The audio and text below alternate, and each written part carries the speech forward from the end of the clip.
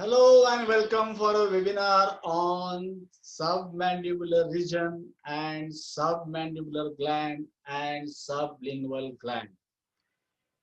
Dear students, last time we studied the anatomy of parotid gland, and today we will study the anatomy of remaining two major glands, and those are the submandibular gland and the sublingual gland.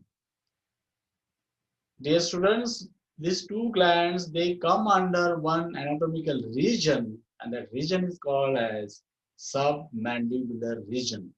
So we studied parotid gland in the parotid region with the other structures which come under the parotid region. And today we will study the submandibular region, which will lead to the anatomy of submandibular gland, sublingual gland, and some other structures which are located in the submandibular region. Now let us look at the objectives of today's study. Through this study, we are going to understand the anatomy of two salivary glands, and those are submandibular gland and sublingual gland. Plus, we will also understand the important parasympathetic ganglion, which is located in the submandibular region, which is also called as submandibular ganglion. And very important lymph nodes are also located in the submandibular region, and those are submandibular glands. Well, we will try to understand the osteology part of this submandibular region. Here you can see a picture of half of the mandible, and it is showing you the internal view of the mandible. In order to explain you the submandibular region, we have to study the submandibular fossa. You can see here mandibular, torus, and below that you can see a mandibular line, and below that you can see a submandibular fossa. So this is a submandibular fossa, and here the structures which are located are also called as submandibular structures. In that comes your main structure, that is submandibular gland, the other structures. Okay, the medial aspect of right half of mandible you are able to see, and the other parts also you should know. So study anatomy of mandible properly in order to understand the submandibular region and submandibular fossa. Here you can see the submandibular fossa. Okay, now we will start the anatomy of submandibular gland. So here you can see in this picture submandibular gland, and also you can see the sublingual gland just below the tongue, and you can see the submandibular gland located in the submandibular fossa.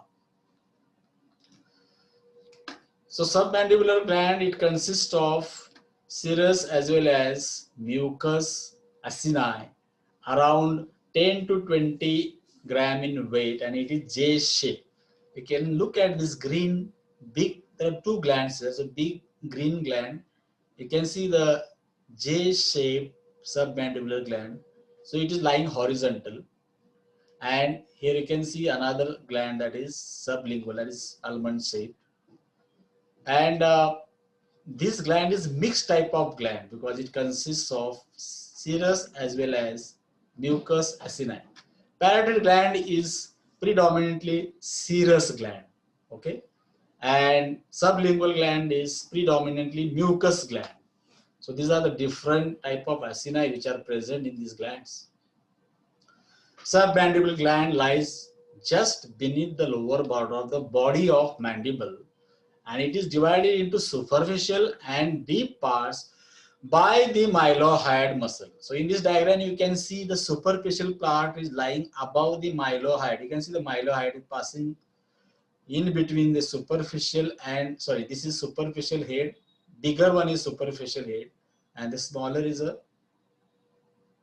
deep part, not head. Superficial part and deep part of submandibular gland is divided by the mylohyoid muscle. Okay, here. Now the deep part of the gland lies beneath the mucous membrane of the floor of the mouth. So in order to view the submandibular gland properly from, the deep part of the submandibular, you have to look from inside of the mouth because it lies just below the tongue in the floor of the mouth, just by the side of sublingual gland. And superficial gland you have to feel outside the mouth, just below the mandible, in the upper part of the neck. Okay, or you can junction of neck and face. That is how we have to look for it as far as the surface anatomy of submandibular gland is concerned. Now it has got a duct like any other exocrine gland. The submandibular duct emerges from the anterior end of the deep part of the gland and runs forward beneath the mucous membrane of the mouth. So here you can see the submandibular duct is opening. You can see here, okay, and it opens in the floor of the mouth. Parotid gland opens opposite to the second upper molar tooth. It is called as Stenson's duct. So in the saliva falls down, and here saliva comes up from the floor of the mouth. Okay, and this submandibular duct is also called as Wharton's duct. Now Stenson has discovered it, so Stenson's duct. Wharton has discovered it, so Wharton's duct. Okay. The duct opens into the floor of the mouth on the smaller papilla. So there are two papilla, greater and smaller, or major and minor, which is situated at the side of the frenulum of the tongue. So there is a frenulum of the tongue just below the tongue. The tongue is held back by the frenulum, and just by the side there is a small papilla or minor papilla. There it opens on the floor of the mouth. So this diagram 1 and 2 and plus this much of information is enough to write for a question of 10 marks. Only this much is enough, and you can explain through this. A lot of anatomy can be explained. Okay, so this is a very important slide as far as the anatomy of submandibular gland is concerned, and remaining part of the submandibular gland and rest of the submandibular region we will study, follow through. Now the relations of the superficial part of the submandibular gland. What is really related to it on its different sides? One, anteriorly there is a anterior villi of digastric. You can see here anterior villi of digastric, and posteriorly there is posterior villi of digastric. You can see the posterior. So between the two digastric muscles, this gland is located. So during the time of study of triangles of the neck, especially anterior triangle of the neck, and mainly the submandibular triangle or digastric, it is also called as, we have already seen the contents. In that we have seen the superficial part of submandibular gland or superficial lobe of submandibular gland. It is easily palpable by your thumb just underneath the mandible. Okay, you can palpate your own gland with your own thumb, and plus along with posterior villi of digastric there is a stylohyoid muscle. You can see this long stylohyoid from styloid process of mandible, sorry, styloid process of temporal bone to the hyoid bone. So while speaking I make some mistakes. I know that sometimes for superior I call posterior. It happens, but try to understand. बोलताना असं होतं कधी कधी, कधी कधी आर्टरीला न म्हणून मोकळा होतो मी. सगळेच करतात पण लगेच करेक्ट करायला पाहिजे, ते होतं तसं कधी कधी. And parotid gland. So parotid gland is located here, angle of mandible. So posterior side. Posteriorly, these are the structures which are related to this gland. Medially, mylohyoid muscle. So this is a mylohyoid muscle which divides this muscle into two parts. So this is a medial side of this superficial lobe of submandibular gland. and hyoglossus muscle. So from hyoid bone to tongue, the muscle which goes is also called hyoglossus muscle. That is also located medially, and plus lingual nerve. Lingual nerve is a branch of mandibular nerve, and mandibular nerve is a branch of trigeminal nerve, is the fifth cranial nerve. And submandibular ganglion is also located medially, which we are going to study later on. Plus hypoglossal nerve. Hypoglossal means nerve which lies below the tongue. So it is a 12th cranial nerve, hypoglossal nerve. And now laterally. Now what laterally you see? Submandibular fossa of the mandible, because we have studied the anatomy of medial surface of anatomy. At that time we have seen. So submandibular fossa of the mandible. And now the last is inferolaterally. So laterally but little lower. It is covered by the investing layer of deep fascia. So investing layer of the deep fascia also we have studied. And platysma muscle and the skin. So skin, so you can say superficial fascia, platysma muscle and the deep fascia. So deep fascia is a part, high investing layer. So this is what we have to write in relations of superficial part of submandibular gland. More or less you have to imagine first, and then you have to consider the points for writing the relations. You can't do all this by heart. You kind of mug up. Okay, पाठांतर करून हे होत नाही. तुम्ही location डोळ्यासमोर आणलं पाहिजे, आपोआप एक एक एक एक स्ट्रक्चर तुम्हाला आठवतात. आता मीडियलचं लॅटरलला जाईल, लॅटरलचं मीडियल सगळा गोंधळ होऊन बसेल. So you have to imagine it properly. You have to bring that structure in front of your eyes. Then only you can write the relations. Okay, relations now of deep part. Deep part is a very small part. You can see here in this picture, deep part of submandibular gland. हा मायलोहाइडच्या वरचा छोटासा portion. You can see the A. You can see the hook of J. Okay, हा J आडवा पडलेला आहे म्हणून तो तसा दिसतो. Now one by one, let us see the structures which are related to the deep part of submandibular gland. Anteriorly sublingual gland. So this is a sublingual gland which is located in front of it, so anteriorly. And posteriorly, posterior belly of digastric. This posterior belly of digastric is going here. So from here you can see posteriorly. And styloid muscle, same like superficial part. And parotid gland, which is located near the angle of mandible.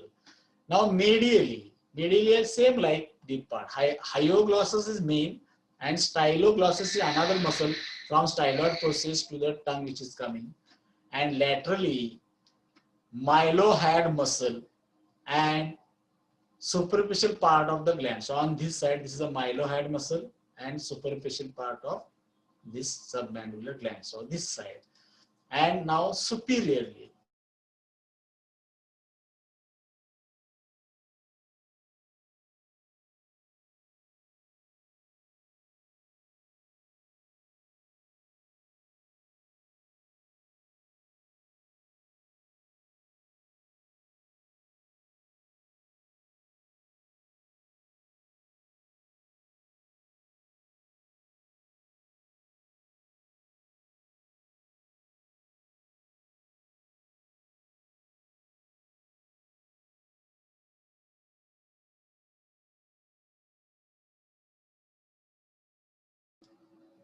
Can you hear me? Can you hear me?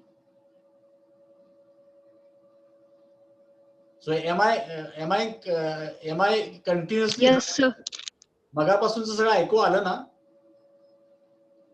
मगापासूनचं ऐकू आलं की नाही? हा sir आलं. Hyoglossus muscle पर्यंत सगळं ऐकू आलं ना? Okay. So we were studying hyoglossus muscle. हा sir. There is little internet instability this side, so this is happening. So we are talking about hyoglossus muscle. So we have seen the general information of hyoglossus muscle, and what do you call? Now let us try to understand the remaining part. Insertion is in the side of the tongue, and action of this muscle. Now what does it do for the tongue? So it is used for the depression of the tongue. The tongue moves like this: depression, elevation, okay, protrusion, and retraction. So this is what the actions of tongue are, and depression of the tongue is done by hyoglossus muscle. And the nerve supply of this muscle is Hypoglossal nerve. So hypoglossal is a nerve, motor nerve to the tongue, and out of 8 muscles of the tongue, 4 intrinsic and 4 extrinsic, 7 are supplied by the hypoglossal nerve, and only one muscle, and that is extrinsic muscle, is not supplied by the hypoglossal nerve, and that muscle is uh, palatoglossus. So palatoglossus muscle is supplied by the cranial part of accessory nerve. So for the muscles of tongue, we require 2 nerves as far as the motor nerve supply the tongue is concerned. But the hypoglossal nerve is a main nerve. 11th and 12th is main nerve. Okay. Here you can see the nerve supply. You can see the different nerves. For example, here you can see the lingual nerve branch of mandibular nerve. Here you can see the submandibular ganglion. Okay, deep lingual artery and vein. And you can see other adjoining structures. Here you can see the hypoglossal nerve. Hypoglossal nerve. Okay. Now submandibular duct. The submandibular duct is also called as Wharton's duct. I told you that. Remember this word, Wharton's duct. Wharton's jelly is another structure discovered by Wharton, which is found in the umbilical cord. Umbilical cord, during embryology study, we have heard about this word. So submandibular duct, you can see in this, through this picture, it is opening in the floor of the mouth, and see how it is going. You can see the submandibular duct here. It's going on the floor of the mouth and opening in the uh, minor papilla, or you can say small papilla, just by the side of frenulum of the tongue. Well, here is the info. It emerges from the anterior end of the deep part of the gland.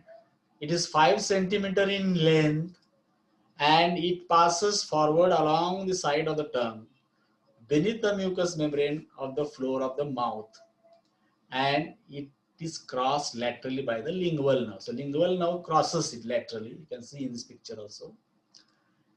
And it then lies beneath the sublingual gland and the genioglossus muscles, another muscle of the tongue, from the genio of mandible to the tongue.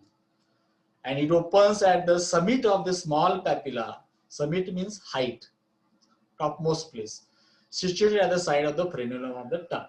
So this is all info related to the submandibular gland.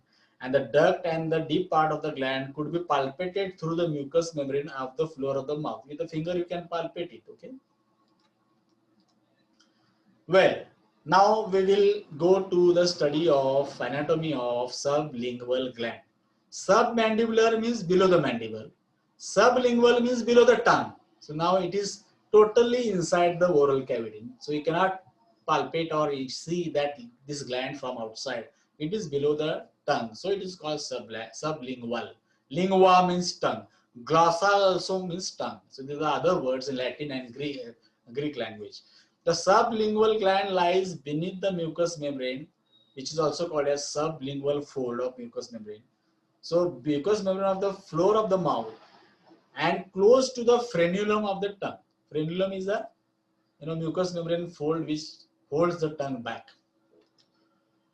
Here you can see the sublingual gland here. Okay.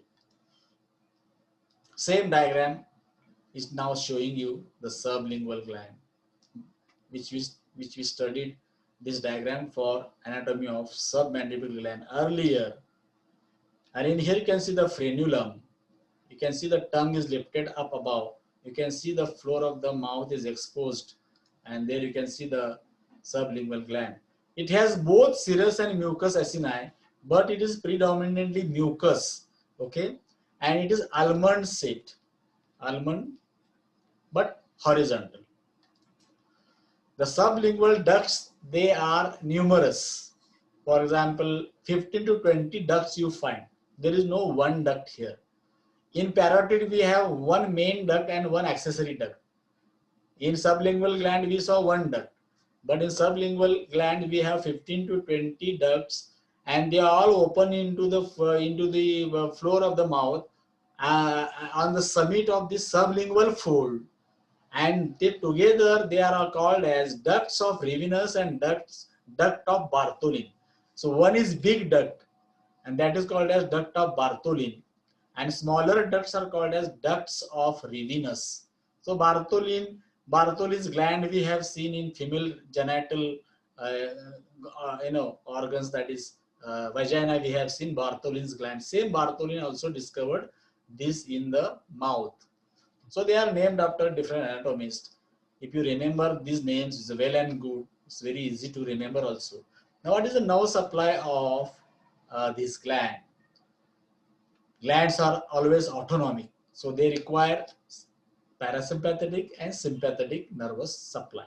Now, parasympathetic is secretomotor supply, which is from the facial nerve via chorda tympani. Now, facial nerve is a seventh cranial nerve, and chorda tympani is the branch of facial nerve, but it is brought to that place by lingual nerve. And lingual nerve brings it. Lingual nerve is a branch of mandibular nerve. Mandibular nerve is a branch of trigeminal. So this chorda tympani is very small, and it is brought to the up to the tongue by lingual nerve, but actually facial nerve supplies the secretomotor supply to this gland, and the submandibular ganglion. Okay, postganglionic fibers pass directly to the gland. Here you can see the sublingual gland just below the tongue properly in this diagram. You can see the other gland also side by side. Okay. Well, now what are the relations of this gland? One by one. Anteriorly, the gland of the opposite side, because there are in pairs. They are in pairs, so opposite gland lies anterior to the other gland. And posteriorly, deep part of the sublingual gland, because it is like this. This diagram you just try to keep in front of you.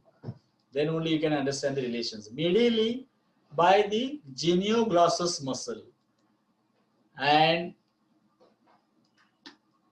lingual nerve and submandibular tongue. It's all medially. And laterally by sublingual fossa of the mandible. Superiorly, mucous membrane of the floor of the mouth. The gland forms the sublingual fold. So this gland itself forms the sublingual fold. And inferiorly by mylohyoid muscle. So these are the relations of sublingual gland. Mostly sublingual gland is asked for a short note, but submandibular gland and parotid gland are asked for 10 marks question. You know the pattern.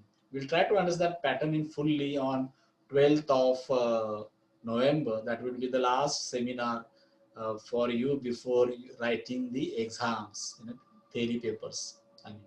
Now sublingual gland blood supply. It is through the facial and lingual arteries. Both the arteries are branches of the external carotid artery, ECA, okay? And venous drainage is by these two nerves, facial and lingual veins. They drain the blood from the sublingual gland. And lymphatic drainage is, of course, in the submandibular lymph nodes and further into the deep cervical lymph nodes. So this is all about anatomy of the sublingual gland. Now we'll go to submandibular ganglion. So very small ganglion you can see here. Here it is shown by arrow. The circle has gone above, but you can see the submandibular ganglion here. So while adjusting, it has gone above. Sorry, the small ganglion here. So submandibular ganglion, and it is a parasympathetic ganglion, and it is small. Okay, it is located on the lateral surface of the hyoglossus muscle. So you can see the hyoglossus means from hyoid bone to the tongue, and from of that muscle on the lateral surface it is located. That muscle is cut here in this case, suspended from the tongue, from the lingual nerve by several branches. So you can see the lingual nerve here. Here you can see the lingual nerve, and it is suspended from that lingual nerve by several branches. Okay.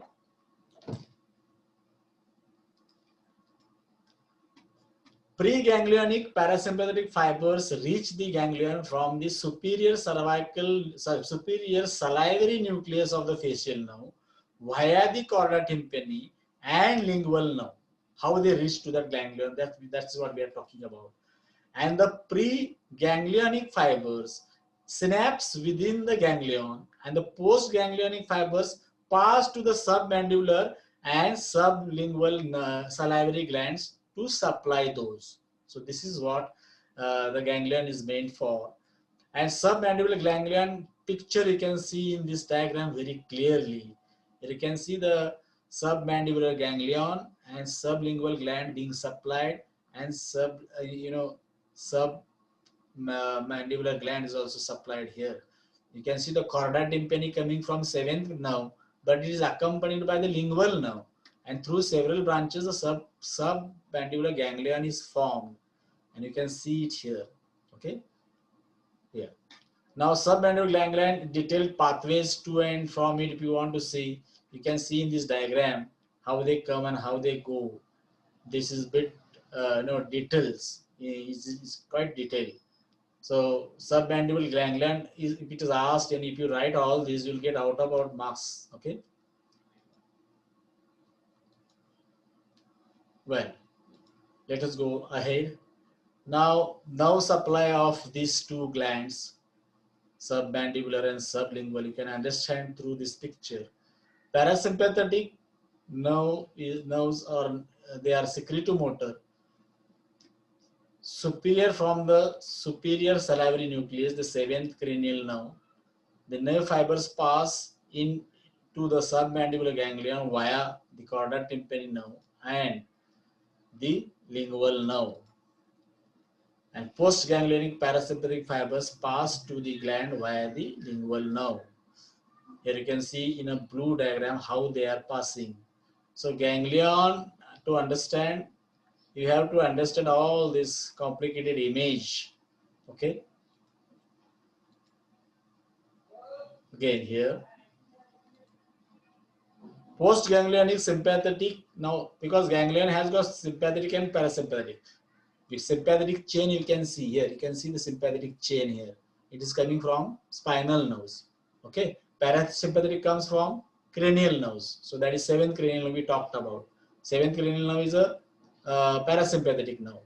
And here you can see the sympathetic plexus. From here, sympathetic fibers reach the gland as a plexus of nerves around the facial and lingual arteries. So around the arteries, they go up to that gland to supply parasympathetic flow to it. Now, lymphatic nodes of the submandibular region are again important for every time the doctor tries to examine the patient to palpate the lymph nodes, to check whether there is a lymphadenopathy or lymphadenitis and so on. The submandibular lymph nodes are situated on the superficial surface of the submandibular salivary gland. They can be palpated just below the lower border of the body of the mandible. They receive lymph from wide area, including the anterior 2/3 of the tongue, except the tip. Tip of the tongue is drained by the submental gland, submental lymph node. And the floor of the mouth and the vestibule of the mouth and the gums are all drained by these submandibular lymph nodes. That is why they are clinically very important. The efferent lymph vessels drain into the deep cervical lymph nodes, and the submental lymph nodes are situated in the submental triangle, and they receive lymph from the tip of the tongue. So this is a difference between drainage part of tongue from the tip and the rest of the tongue.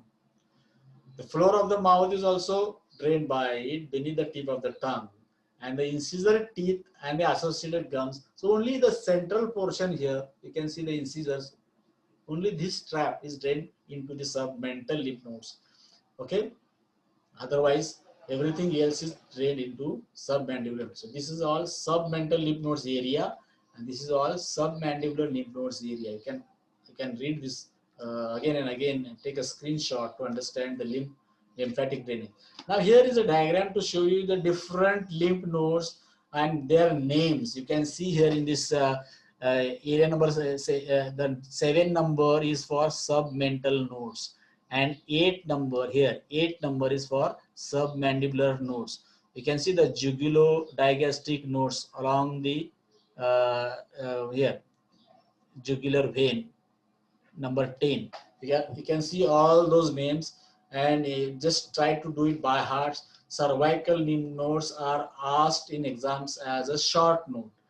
The deep cervical lymph nodes are the main lymph nodes of our clinical importance. Form a chain along the course of the internal jugular vein. Here you can see they form a chain, and from the skull to the uh, root of neck. They are embedded in the fascia of the carotid sheath and the tunica adventitia of the internal jugular vein, outer layer of the internal jugular vein. Most of them lie on the anterior lateral aspect of the internal jugular vein.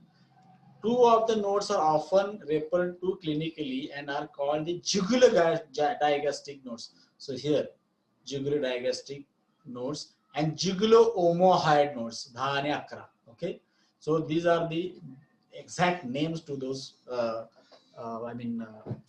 Lymph nodes. Here you can see the different lymph nodes in a true diagram, and here you can see the jugular digastric node lies just below the posterior belly of the digastric muscle and located just below the behind angle of the mandible. It is chiefly concerned in the lymphatic drainage of the tonsil and the tongue. So for tonsils, they are the very important, and for the glossitis also they are important. And jugulo-omohyoid lymph node is related to the intermediate tendon of the omohyoid muscle, associated mainly with the lymphatic drainage of the tongue. So these are the clinically important nodes. That is why we have given this diagram to you. And the applied anatomy is tumor of the tongue, and a cyst is called as ranula. This boy is suffering from ranula. You can see ranula under the tongue, and the tumor means benign or malignant tumor. The blockage of one of the sublingual ducts is believed to be the cause of the ranula. Duct block झाल्यामुळे असा रॅन्युला तयार होतो आणि tumour ह्या गाठी आहेत. Okay. Submandibular calculi is also found. Calculi means stones in the saliva. And with this